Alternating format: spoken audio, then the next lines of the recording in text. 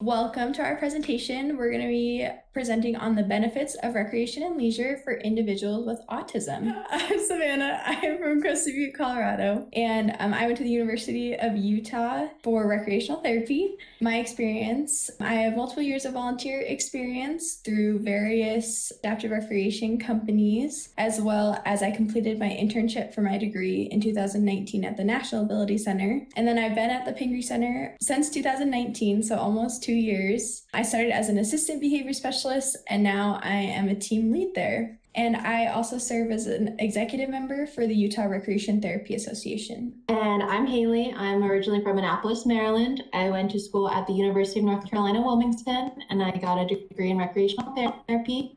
And some previous experience that I've had, specifically in Utah, I came out here in 2016 for an internship and was promoted to be the assistant program manager there. And I recently joined Pingree in 2019 as a behavior specialist, and now I'm promoted to the team lead over all of the elementary and preschool classrooms. So we're going to talk a little bit about what recreational therapy is, and then we'll go into the benefits. Recreation therapy utilizes recreation and other activity-based interventions. It addresses the needs of individuals with illnesses or disabling conditions as a means to psychological and physical health, recovery, and well-being. It's designed to restore, remediate, and rehabilitate a person's level of functioning and independence in life activities. It's to promote health and wellness, and also reduces and eliminates the activity limitations and restrictions to participation in life situations caused by either an illness or a disabling condition. So the benefits of recreational therapy, it's outcome-focused care, and we look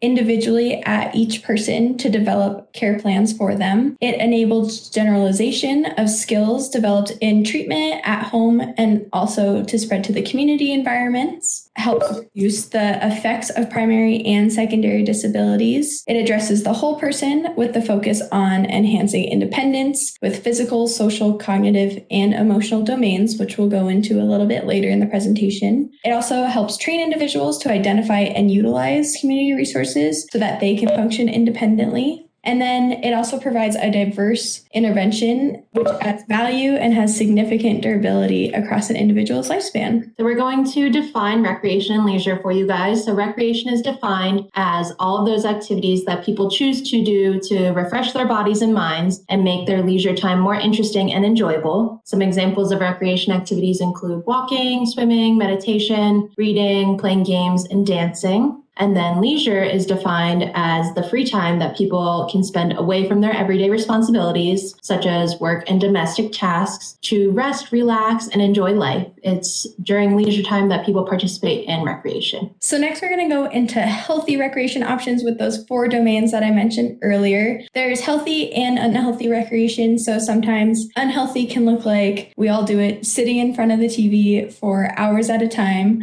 We really want to focus on healthy recreation, so maybe limiting that amount of time in front of the TV while also getting physical exercise, social, cognitive, and emotional health addressed. Breaking it down, physical health activities that go into this would be walking, hiking, cycling, yoga. For kids, obstacle courses and adults, dancing. And then benefits would include increased muscle tone, weight loss or weight management, and increased stamina. And then our next area is social health. So for a lot of our kiddos with autism, we see a lot of delays in social functioning. So this is a really good one to address. So putting them into activities such as team sports, working in group activities, doing theater. A lot of kids would be really great at theater, especially if they can memorize things really well and they script. That is a really useful skill for being in theater. And then also cooking. A lot of kids love to cook. We do like fake cooking at the center, but also do cooking groups. So it's a really great skill that they can follow a recipe for and follow each direction and step to complete to have their reinforcer, which is the delicious thing at the end for them to enjoy. And then some benefits would include communication, increase, teamwork, confidence, and also flexibility, because a lot of times things might not go as planned. So being able to deal with that end result if it's not what they thought it might be. I'm going to go over some cognitive health benefits that we get. So activities for this can include puzzles, word searches, mazes, riddles, or jokes. And benefits that your children might get out of these activities include like language increasing, problem solving, working on coping skills. And then we have our other domain of emotional health that you can get benefits from activities such as arts and crafts, meditation, yoga, and breathing exercises. And you can see benefits like self-esteem, coping skills, emotional recognition, and also self-reflection. So now we're going to go into more specific activities and their specific benefits, as well as those certain activities for the different seasons. So our first one is winter. The two that we put in as more common ones are swimming and skiing. So swimming is obviously an indoor one, but it's a great physical activity to participate in the winter since we have indoor pools and rec centers. Swimming really helps increase cardiovascular activity. It helps improve range of motion,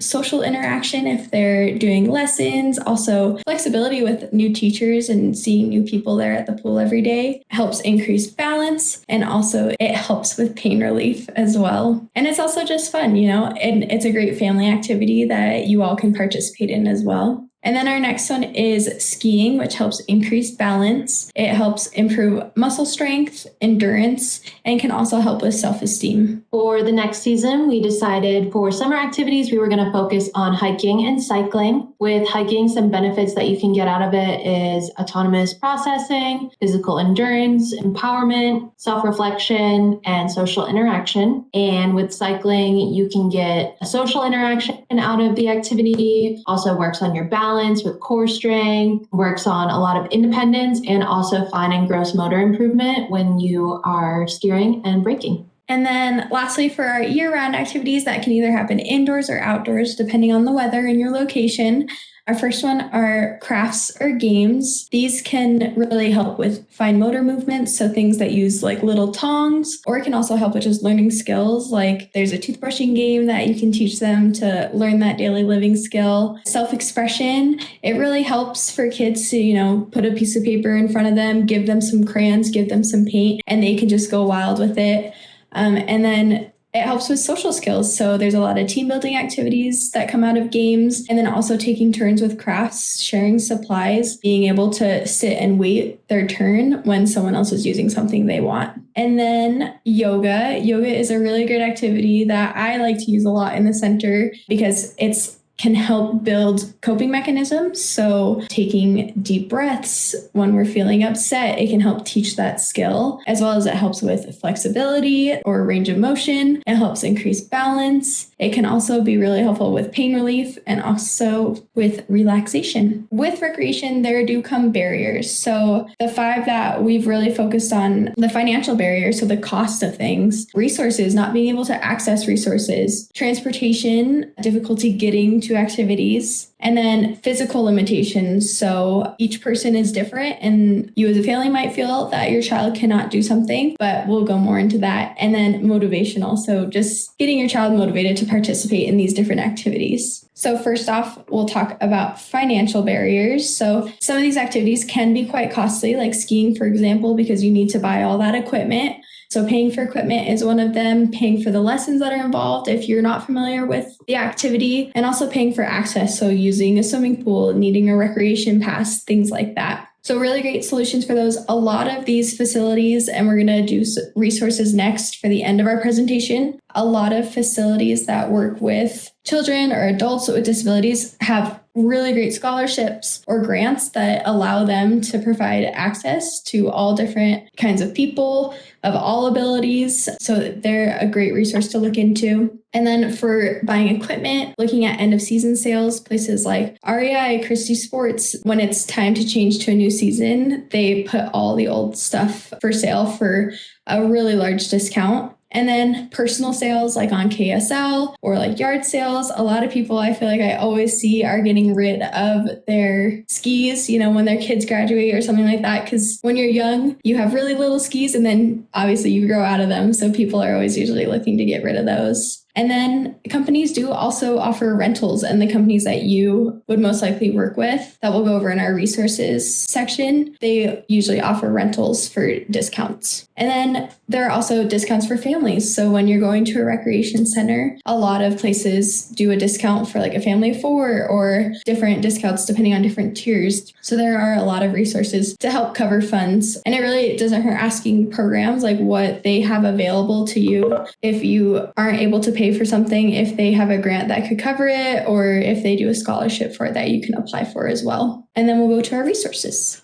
Some barriers might be that we have limited resources. With children with disabilities, sometimes there's a lack of equipment that's specialized to participate in the activities. There's lack of access to this said equipment, or there's lack of experience. People that can teach these activities, as well as your experience, participate in the activities as well. So some solutions that we found for these barriers include end of the season sales, personal sales, rental companies, where you can get all the equipment, like Savannah was saying earlier, at a cheaper discounted rate. There are scholarships that are available at different facilities depending on their specific requirements. And also you can participate as a family. Okay, and then our next one is transportation, which I feel like is a very common situation for families, just transporting to those lessons or up to the areas where you'll participate in the activities. So like all the ski resorts are up in the mountains, so it can be really hard to get up there if you don't have a dependable car or you don't have enough gas to get up there, things like that. But there are really great resources such as car sharing companies like Uber or Lyft. They do car sharing, especially to those mountains, as well as UTA. There are shuttles that go up there. And then the companies that you can work with, like the National Ability Center, they will offer transportation sometimes as well if they know that you're not able to transport yourselves. And then public transportation, taking a bus up there. There are buses that run up the different canyons, and we do have a really great transportation system with tracks and the buses here in Salt Lake City. Our next barrier that people can run into when participating in recreational activities is physical. So finding a place where anyone can participate in the activities, whether it's for children or adults or teens, as well as where they are on the spectrum, can be a barrier. And a lot of companies do have trained professionals that assess the individual abilities beforehand, make sure that they can provide the best fit for your child, to make sure that the recreation activity is appropriate and they have the equipment to best serve your client to participate as individual as possible. And then our last one is motivation. So I'm sure you guys know that having a child with autism, getting them to do something that might not necessarily be their favorite can be kind of difficult. So finding things that are motivating for them. Like I said earlier, kids like TV time, iPads, but using that as a motivation to get them to do something first. So maybe you're working on walking or going on a hike. So your first steps can be, let's walk half a mile. First walk half a mile, then we can have 10 minutes on the iPad. Using that main motivation and putting the activity that you want them to do first, and then giving them the option to have that reinforcement can be a really great way to get kids to achieve those goals and to work towards things that they might not necessarily enjoy doing as much as watching the iPad. So first then is a great way to phrase things with kids instead of saying no, because sometimes when we say no, it can really kind of set off behaviors, tantrums. So instead of saying, no, we're not having the iPad right now, you can say, first, we're going to go walk, then we can have the iPad. And then also just knowing what motivates them and having that available with you when you're doing these activities can be very, very helpful. And having extras even, because they might really enjoy it and want to keep earning something over and over again. So just being prepared for that, and even participating as a family in activities can be very motivating, because when you go on a ski lesson or swim lesson, they might be a little intimidated at first and shy meeting their instructor. So if you're there as a family, it can be very helpful to show them that it's okay, we're going to go with this person and we're going to go all together instead of they just have to do it by themselves. We are going to go into our resources. So our first resource that we can recommend to your families to utilize in Utah is the National Ability Center. You can find more information on their website, which is discovernac.org. They're located in Park City, Utah, and their mission is to empower individuals of all abilities by building self-esteem, confidence, and lifetime skills through sports, recreation, and educational programs. Some programs they offer are adaptive recreational activities, which include water sports, skiing, snowboarding, archery, and challenge courses. They have outdoor adventures, which include rafting, paddle sports, mountain biking, and outdoor climbing. They provide camps for all abilities, which can be participated in a family camp, action camp, a siblings and a cousin camp, or even an overnight camp. They have an equestrian program where they provide physical therapy using the movement of the horse to accomplish therapy treatment goals. And they also have a rental program. So once you have been checked off by the NAC staff to use specific adaptive equipment, you can then rent the equipment to recreate independently or with your family and friends. And the prices and the lists of equipment are all located on their website. Our next resource is Wasatch Adaptive Sports, which our adult center did recently do an activity with them of cycling. So they are located in Snowbird, Utah, and they offer resources and allow people to rent their equipment as well. They offer scholarships for those who qualify, and they do require reservations for any of their activities. So when you go to them, they do an assessment on the student, which most locations do. I know the National Ability Center does that as well, to determine the student's needs. So equipment-wise, physical-wise, they are really great people to collaborate with because they know the material side, and then you as parents know the kids side. So they're really great to work with. But the programs that Wasatch offers are winter programs like skiing, snowboarding, indoor activities like cycling and yoga. And then in the summers, they offer cycling, mountain biking, paddle boarding, kayaking, hiking, and yoga again. And then they do offer rentals for hand cycling, recumbent bikes. So those are the ones that you sit in and you pedal with your feet. And then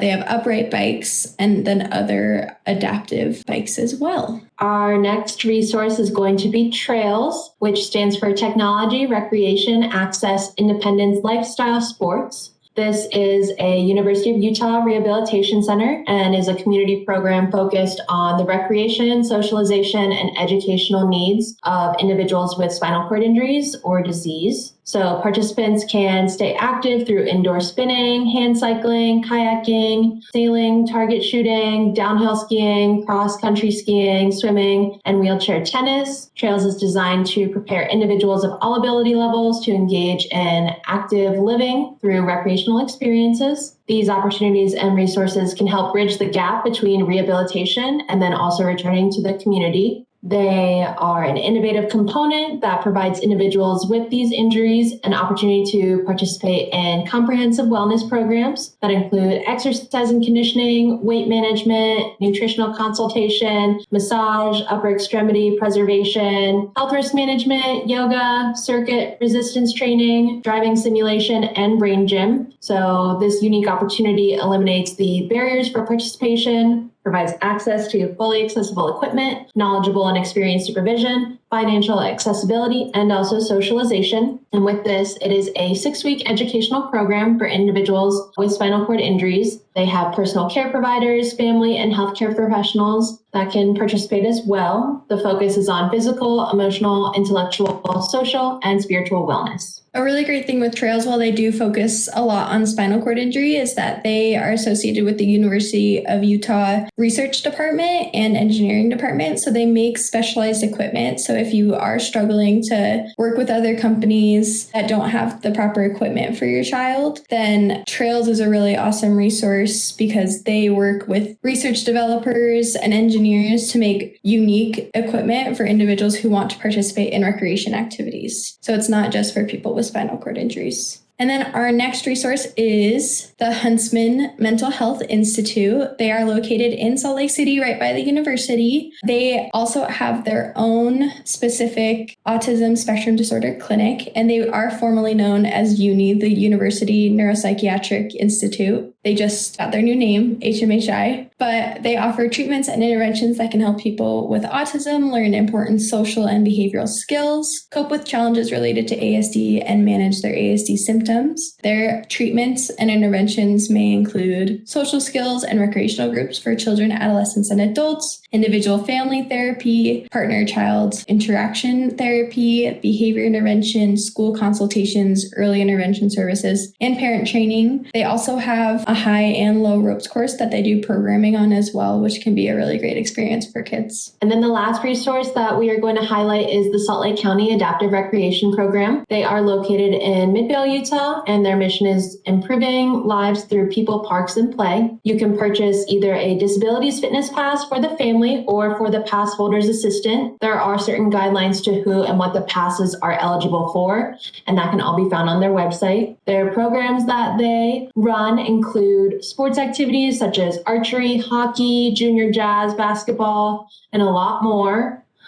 They also offer aquatic activities such as an adaptive swim club, inclusion swim lessons, and also water polo. And they also do social events such as cooking classes, night dances, and theater. So getting in that social aspect with some peers would be great. And with this service, with the Salt Lake County Adaptive Rec, they also include transportation in their services. So Salt Lake County Adaptive Rec has commitment to providing transportation as a part of certain programs. And in alignment with the Americans with Disabilities Act, you can look on their website for any additional information or for their employees to contact to schedule that. And that is our presentation. Are there any questions that we can answer for anyone? I guess I do have a question. So my daughter, I've tried the ballet, one of the social and then physical ballet, and she's into ice skating. And I want, like, where would I look to find more information in regards to programs for ice skating and like piano?